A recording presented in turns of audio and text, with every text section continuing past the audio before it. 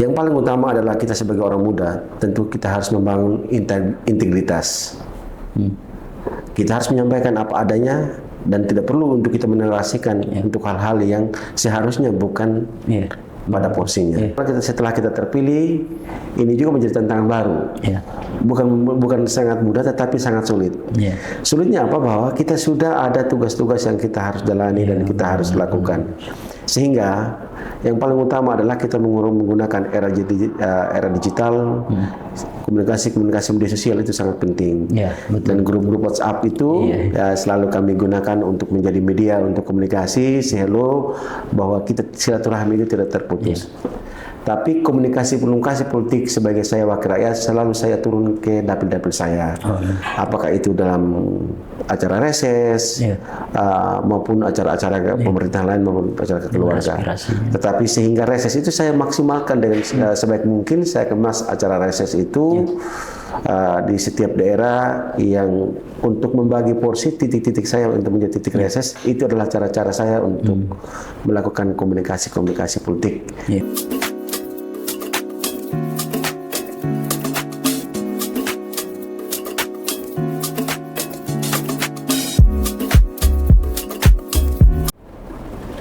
Halo semuanya, kembali lagi di Asa Podcast, dan di saat ini kita akan membahas terkait dengan anak muda dan politik. Nah, di saat ini kita kedatangan tamu yang sangat menarik, Bung Delis Hawali, seorang legislator dan juga seorang anak muda dari Sumba Timur. Halo Bung, apa kabar? Kabar baik, halo juga Bung. Siap. Bung Delis dari Sumba Timur ini mengingatkan kami beberapa hari lalu terkait dengan musibah di NTT, dan salah satunya Sumba Timur juga terdampak. Kami ucapkan turut belasungkawa. Nah, Bung, untuk ketahuan juga kami di GMKI kemarin baru habis saja Epolhum, diklat Epolhum GMKI. Saya juga termasuk salah satu peserta. Bersama-sama dengan pengurus pusat GMKI kami melakukan galang aksi donasi seruan kemanusiaan di sekitaran Salemba Raya ini untuk nanti didistribusikan kepada saudara-saudara di NTT. Nah, itu ya kira-kira sebagai aktivis kita bisa apa adanya kita bantu gitu. Baik, saya secara pribadi dan juga atas nama legislatif dari Kabupaten Sumba Timur sangat bersyukur dan berterima kasih bagi teman-teman OKP maupun organisasi apapun juga yang merasa punya rasa kepedulian, dan kami sadar bahwa kami tidak sendiri, bahwa kami punya saudara di Indonesia yang turut merasakan apa yang kami rasakan dalam bentuk kepedulian. Kami mengucapkan limpah terima kasih. Siap, mantap. Ini Bung, kita akan fokus pada pembahasan kita ini. Mungkin adalah hal yang menarik kehadiran Bung di sini sebagai anak muda, juga sebagai seorang politisi muda. Banyak sekali kalau kita lihat dalam sepak terjang orang-orang GMKI ketika sudah didistribusikan di dunia lapangan kerja dan lain-lain, banyak sekali yang juga terlibat dalam aktivitas politik. Dan Bung, kehadiran Bung di sini juga menginspirasi adik-adik, kader-kader yang baru bertumbuh untuk kemudian bagaimana melihat politik seperti apa. Nah, karena itu ada beberapa mungkin pertanyaan-pertanyaan terkait dengan itu yang harus saya sampaikan. Sekarang Bung di usia 38 tahun ya. Nah, apa yang kemudian menjadi dan melatar belakangi abang ini berani terjun ke dunia politik dan maju sebagai calon legislatif? Baik, bahwa saya latar belakangnya dari keluarga yang sederhana, dan juga ketika saya berpikir untuk masuk dalam dunia politik, awalnya saya berpikir bahwa harus orang yang mumpuni atau dari latar belakang orang yang mampu. Tetapi ketika seiring berjalannya waktu, bahwa ketika saya melihat persoalan di sekitar saya tidak harus menunggu dulu untuk mampu, dan saya tidak harus jadi dulu anak orang kaya untuk saya harus menyuarakan apa yang dialami, yang dirasakan, dan yang saya alami sendiri di kampung saya. Semangat dan spirit itulah sehingga membuat saya mempunyai keberanian dalam diri untuk ikut turut andil, bahwa ketika persoalan yang terjadi, saya tidak bisa mengharapkan orang lain untuk menyuarakan, tetapi saya harus terlibat langsung untuk ikut andil, menyampaikan dan menyuarakan apa yang menjadi kendala dan persoalan di daerah saya. Baik, ini merasa bertanggung jawab untuk masyarakat di sana juga, ini luar biasa. Nah, saya ingin tanya nih Bung, terkait dengan masih dalam satu pembahasan ritme yang sama. Nah, menurut Bung ini apa yang kira-kira membuat masyarakat Sumba Timur ini akhirnya memberi kepercayaan pada Anda untuk kemudian yang notabene-nya anak muda ini bisa bertarung di legislatif gitu? Betul. Kepercayaan itu adalah hal yang sangat mahal. Bukan orang lain tidak bisa mendapat kepercayaan, tetapi bagaimana kita bisa menggunakan kesempatan itu menjadi peluang bagi kita. Yang paling utama adalah kita sebagai orang muda, tentu kita harus membangun integritas. Kita harus menyampaikan apa adanya dan tidak perlu untuk kita menarasikan untuk hal-hal yang seharusnya bukan pada porsinya. Benar. Dan yang paling utama adalah bagaimana kita membangun integritas itu untuk meyakinkan keluarga dan teman-teman kita. Sedikit bercerita, saya bilang saya punya orang tua maupun saya punya teman-teman. Saya bilang saya punya orang tua bahwa kalau tidak sekarang kalian memberikan saya kesempatan, untuk apa kalian menyekolahkan saya? Dan saya bilang pada teman-teman orang muda, kita harus punya prinsip orang muda mampu memenangkan orang muda. Sehingga supaya suatu saatnya kita akan berpikir bahwa ujung tombak kemajuan daerah maupun bangsa ini ada pada tangan-tangan orang muda. Tapi bagaimana mereka bisa matang berpikir dan bagaimana mereka bisa proses untuk belajar.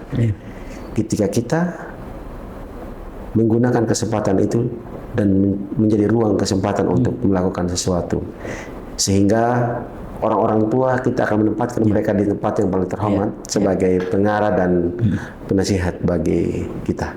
Gitu. Mungkin sedikit bercerita bagaimana sih anak muda yang biasanya kalau kita lihat politik itu diisi oleh orang-orang yang lebih tua atau orang-orang yang lebih senior di dalam perpolitikan karena mungkin dianggap bijaksana atau di mana, tapi saya pikir bahwa anak muda hari ini lumayan banyak di kursi legislatif. Kira-kira tantangan, saya ingin tanya nih, tantangan apa saja, bagaimana kita bisa survive, anak muda bisa survive di bidang politik ini? Bahwa penuh tantangan memang benar, karena kita adalah sebuah pemula yang belum tahu ritme politik seperti apa. Tetapi kita hadirkan bukan kita untuk menentang atau berlawanan kepada senior-senior kita. Tetapi yang paling utama kita membawa sebuah visi yang baru. Tentu dengan cara menghormati senior-senior untuk bagaimana kita mendapat sebuah pengalaman, untuk bagaimana kita berproses. Tetapi yang paling utama adalah di antara semuanya, integritas itu yang tidak boleh hilang. Sehingga apa yang ingin kita sampaikan tersampaikan dengan baik dan tanpa melukai walaupun mereka adalah senior-senior kita.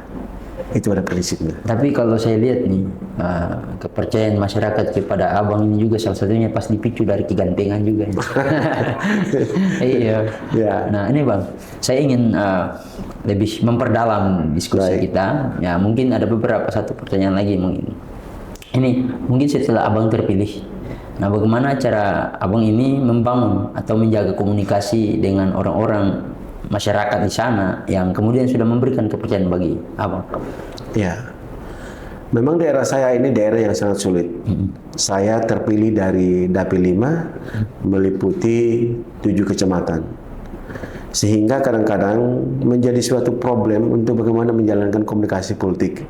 Apalagi ketika waktu kita berproses baru mencari suara, di mana kita harus mendatangi kampung ke kampung, desa ke desa, kecamatan ke kecamatan. Tetapi kadang-kadang setelah kita terpilih, ini juga menjadi tantangan baru. Bukan sangat mudah, tetapi sangat sulit. Sulitnya apa? Bahwa kita sudah ada tugas-tugas yang kita harus jalani dan kita harus lakukan. Sehingga yang paling utama adalah kita menggunakan era digital, komunikasi media sosial itu sangat penting. Dan grup-grup WhatsApp itu selalu kami gunakan untuk menjadi media untuk komunikasi, hello, bahwa kita silaturahmi itu tidak terputus. Tapi komunikasi politik sebagai saya wakil rakyat selalu saya turun ke dapil-dapil saya. Apakah itu dalam acara reses maupun acara-acara pemerintahan lain maupun acara keluarga. Tetapi sehingga reses itu saya maksimalkan dengan sebaik mungkin saya kemas acara reses itu di setiap daerah yang untuk membagi porsi titik-titik saya untuk menjadi titik reses, itu adalah cara-cara saya untuk melakukan komunikasi politik bagi keluarga, bagi masyarakat yang sudah memberikan kepercayaan. Nah, kalau waktu dalam kunjungan reses terima tanggap aspirasi masyarakat nih, kira-kira di Sumba Timur nih aspirasi apa yang paling sering didengar gitulah dari masyarakat di sana kira-kira? Iya, bahwa sesungguhnya tidak ada aspirasi yang tidak didengar. Ya. Semua wajib hukumnya bahwa kami harus mendengar aspirasi masyarakat. Tetapi yang sering masyarakat keluhkan adalah tentang infrastruktur. Bukan saja infrastruktur fisik, tapi juga mereka adalah berbicara tentang juga infrastruktur non fisik. Non fisik yang dimaksudkan itu adalah sarana air bersih, sarana penerangan listrik. Sedangkan kalau fisik mereka itu yang membutuhkan akses jalan. Ini yang menjadi satu kendala bagi kami di Sumba Timur, karena Sumba Timur ini adalah kabupaten terluas di NTT dengan luas wilayahnya 7.000 km persegi. Ya, sedangkan dilihat dari wilayah yang sangat luas dan PAD yang sangat minim, ini menjadi salah satu kendala bagi kami. Betul. Itu sih, Bung. Memang harus banyak kita dorongan-dorongan perjuangan di sana. Iya, betul. Bung, saya ingin tanya nih, saya kira bagaimana anak muda yang kini menjadi wakil rakyat ini, nah saya ingin tahu semangat dan spirit atau nilai apa yang ini abang tunjukkan kepada masyarakat di Sumba Timur sana. Kira-kira apa nilai dan spiritnya? Ya, yang tentu paling utama adalah kalau semua ngomong spirit adalah tentang semangat. Tetapi apa nilai itu adalah kepercayaan, di mana kita harus menjadi jembatan yang baik bagi orang-orang yang memberikan kepercayaan bagi saya sendiri. Saya tidak bisa menjadi siapa-siapa kalau bukan datangnya itu dari kepercayaan dari masyarakat. Sehingga spirit yang saya inginkan adalah bagaimana saya akan menjadi jembatan komunikasi untuk menyampaikan hal-hal yang apa yang diinginkan masyarakat. Tentunya kami tidak mampu untuk bisa menjawab semuanya. Tetapi sedikit tidaknya bahwa kami sudah berjuang dan berusaha untuk menjadi jembatan aspirasi masyarakat itu sendiri. Nah, ini mungkin di luar konteks sedikit, tapi tadi kita baru saja cerita di bawah. Saya ini karena hadir di sini juga karena diklat Forum GMKI Ekonomi, Politik dan Hukum GMKI. Kami berfokus pada itu, bagaimana menjadikan GMKI sebagai rumah talenta dan rumah dakwah. Rumah talenta ini maksud adalah bagaimana pendistribusian kader. Di situ kami kemudian dipertemukan dengan kawan-kawan GMKI dari seluruh Indonesia. Kami berjejaring di situ. Banyak sekali teman-teman yang punya potensi. Ada yang, kalau saya di kelas ekonomi, jadi ada beberapa teman misalnya di Morotai, ada yang punya usaha kelapa, dia sudah bikin produk VCO-nya dan dia tawarkan, dia mencari pasar di sini. Dia kira-kira ingin mencari jembatan dan juga pasar di sini gitu. Nah, Bung juga kan baru dari Lemhanas, ya toh? Nah, saya yakin bahwa Lemhanas ini satu gaun mempertemukan orang-orang yang saya kira sangat superior lah di bidangnya, sangat profesional.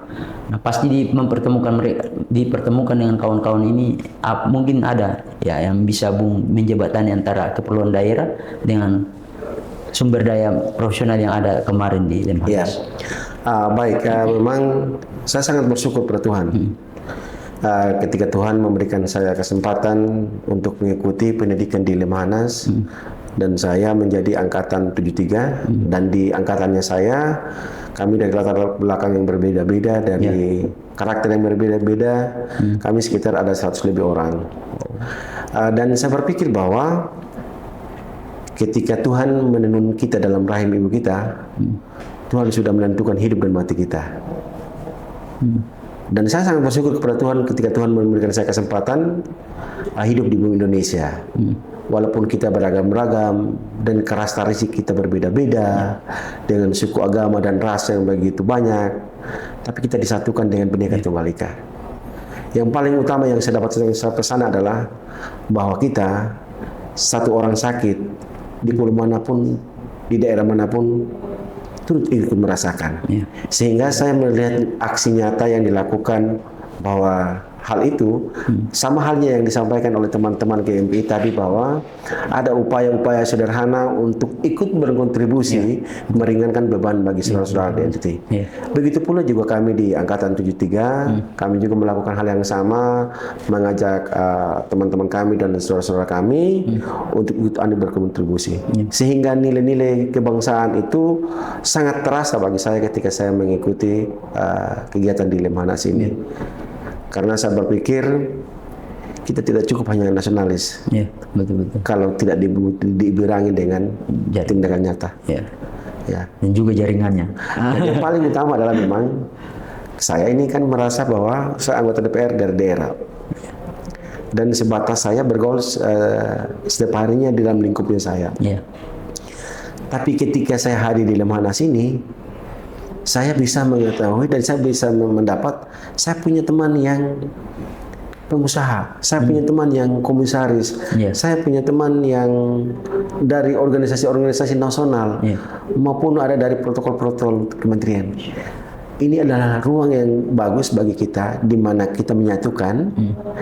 Tidak lagi ada sekat perbedaan tadi karena klasifikasi antara orang daerah dan orang pusat, maupun antara latar belakang A dengan B, tapi disatukan dalam satu kemudian kebersamaan di Lemhanas ini sangat bagus dan sangat bermanfaat bagi saya. Saya ingin berdalam biar kita ingin tahu di Sumba Timur ini punya potensi apa dan ada apa tuh, barangkali lewat ini bisa dia mengguncang dunia. Nah Abang, kira-kira nih kalau misalnya Abang ada sini diminta untuk memperkenalkan Sumba Timur kepada masyarakat seluruh Indonesia, apa potensi dan kekuatan di Sumba Timur yang paling Abang ingin tunjukkan gitu? Baik. Sumba Timur ini sangat mempunyai potensi yang sangat luar biasa di bidang sektor peternakan dan pertanian. Kita masih punya lahan-lahan tidur yang begitu sangat banyak, sehingga kami punya istilah bahwa sejauh mata memandang. Dan juga kita punya sektor peternakan, di sana peternakan masyarakatnya masih dalam sistem peternakan tradisional, sistem lepas, karena sangat menjanjikan. Dan di sisi lain juga bahwa Sumba Timur itu juga mempunyai potensi untuk pengembangan rumput laut. Pengembangan rumput laut, mutiara. Kalau kita bicara Sumba tentang objek wisata, itu gudangnya. Karena Sumba Timur karena Sumba Timur itu kalau di daerah lain orang mengatakan kita harus berlibur ke Jepang untuk melihat sakura.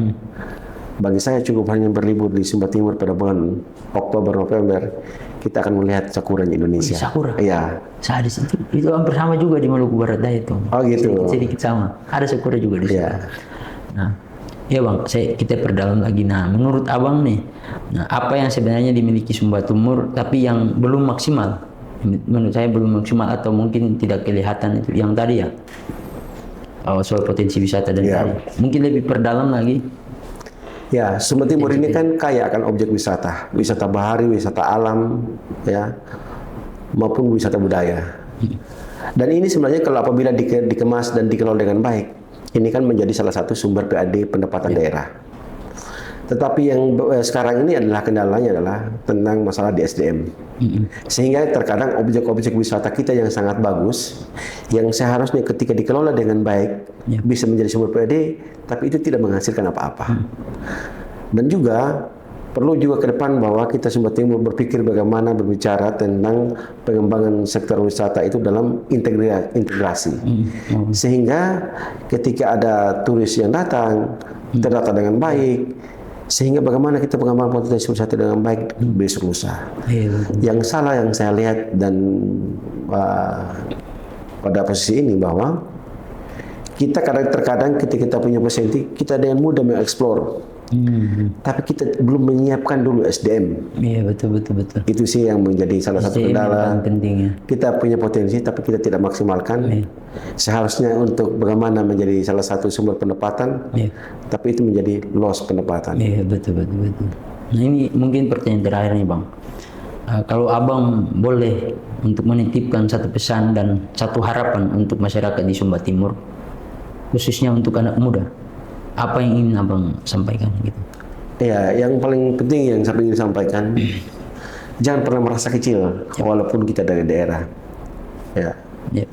Tetapi yang paling utama adalah kesempatan itu tidak datang 2 kali. Gunakanlah kesempatan dengan baik untuk terlibat aktif untuk membangun bangsa dan negara ini. Tidak cukup kita bersuara dari luar, tapi kita harus ambil bagian pengambil kebijakan untuk menentukan arah dan langkah kita ke depan demi kesejahteraan bangsa dan negara ini. Siap, Bung. Terima kasih closing statement-nya luar biasa. Nah, terima kasih juga untuk semua kawan-kawan. Ini Abang yang sangat luar biasa, seorang politisi muda dari Sumba Timur. Beliau juga di Ketua Fraksi Gerindra ya, dari Sumba Timur. Terima kasih Abang untuk kehadirannya. Semoga lewat ini menginspirasi kawan-kawan GMKI dan juga seluruh aktivis dan mahasiswa di seluruh Indonesia, baik juga untuk penonton-penonton sekalian. Dan mungkin itu saja, Bung. Terima kasih. Baik, selanjutnya kita akan bincang-bincang di luar bagaimana kita bisa lihat. Saya secara pribadi juga terima kasih buat teman-teman GMKI. Saya merasa bangga ketika kalian bisa berpikir untuk melakukan hal yang luar biasa seperti ini, dan yakin saya GMKI akan melahirkan tokoh-tokoh muda inspiratif dan tokoh-tokoh muda hebat di masa akan datang. Siap, Bung. Tuhan memberkati. Amin. Thank you, Bung. Ya,